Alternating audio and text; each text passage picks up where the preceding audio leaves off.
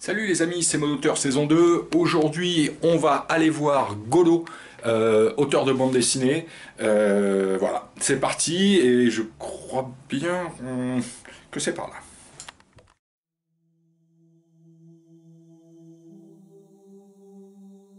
Le premier qui me vient à l'esprit, c'est la ville, parce que le début de mon travail tournait autour de la ville, c'était Paris. Les bandes dessinées que je faisais avec mon camarade Franck Recher étaient des histoires qui tournaient autour de Paris, qui en fait était le personnage principal de toutes ces histoires, d'un Paris populaire qui a maintenant totalement disparu. Le deuxième mot qui est lié à ce premier mot, c'est noir. Noir dans le sens de littérature noire, de polar, parce que c'était l'ambiance de ces histoires-là, que ce sont des histoires qui nous servaient justement à raconter la vie de la ville, la vie populaire. Le troisième mot, c'est rencontre, puisque pour moi, la ville, c'est un prétexte à rencontre, que ce qu'on avait envie de raconter, c'était sorti des rencontres que l'on pouvait faire, rencontres qui peuvent être des rencontres de gens contemporains, vivants, mais aussi des rencontres littéraires. Et puis ensuite c'est histoire, histoire au pluriel et histoire avec un grand H. Histoire, les histoires que l'on raconte, les histoires que l'on écoute et que l'on a envie de transmettre. Les conteurs qui me fascinent, comme les conteurs des Mille et une Nuits.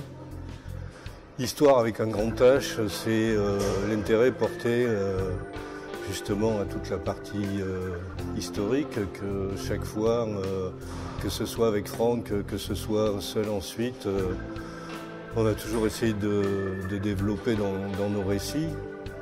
Et le cinquième mot, c'est l'Égypte, qui a marqué une grande partie de ma vie et de mon travail.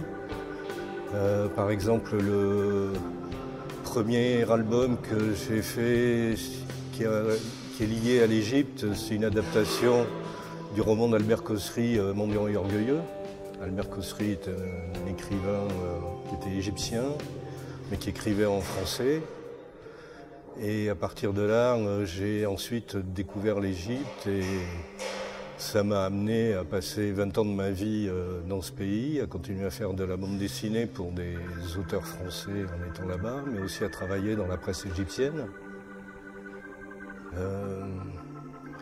Dans les villes, c'est Paris et c'est Le Caire, qui sont deux grandes villes qui m'ont fasciné, avec le plaisir de partir à la découverte, à la recherche de rencontres, de se retrouver dans un labyrinthe et à partir à la recherche d'histoires.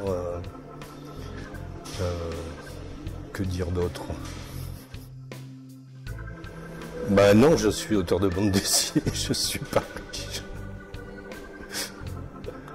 Mais c'est pas le problème.